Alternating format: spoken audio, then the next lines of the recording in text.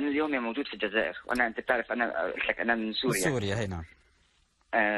هلا هون نحن عم نفكر حتى نهاجر من الجزائر، بغض النظر عن المشكله اللي انا حكيت لك اياها، لكن حقيقه نحن وضعنا كسوريين هون في الجزائر اصبح يعني قلق شوي او صعب جدا. لا اقامات، لا اوراق، لا اي شيء، لا عندنا اي حق. الهجره لاوروبا يا اخي هل هي منيحه ولا ما هي منيحه؟ او انا هذه منيحه مو منيحه ما لي علاقه فيها.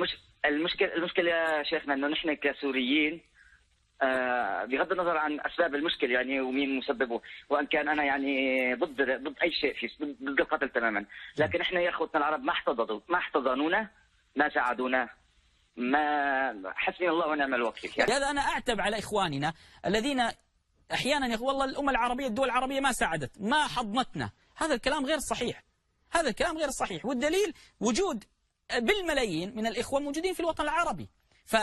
يعني الله عز وجل يقول ولا يجرمنكم شنآن قوم على الا تعدلوا اعدلوا فهو اقرب للتقوى. الاصل العدل مع عدوك، كيف مع اخوانك؟ لابد ان نعدل مع اخواننا حتى في واذا قلتم فاعدلوا، اذا تكلمنا كلاما نعدل.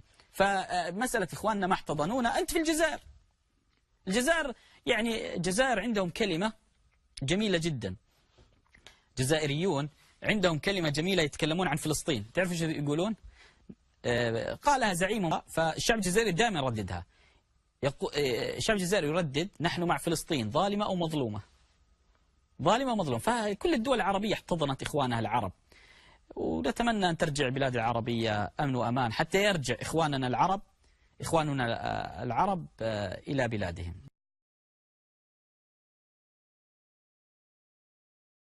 لا تنسى الاشتراك وتفعيل جرس الإشعارات لتتوصل بجديدنا دائما.